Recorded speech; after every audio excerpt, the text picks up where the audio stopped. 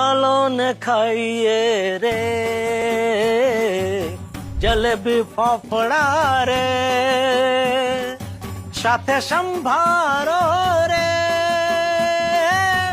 અને તળેલા મરચા રે ચાલો ને ખાઈએ रे। कि चने के आटे को ऐसे एकदम कड़क गूंथ के फिर उसके ऐसे छोटे छोटे गावड़े बनाते और फिर वो गावड़े को ऐसे पाटले पे ऐसा हाथ से ऐसा ऐसा चप्पट ऐसा सीधा फुटपट्टी जैसा सीधा कर देते हैं लंबा।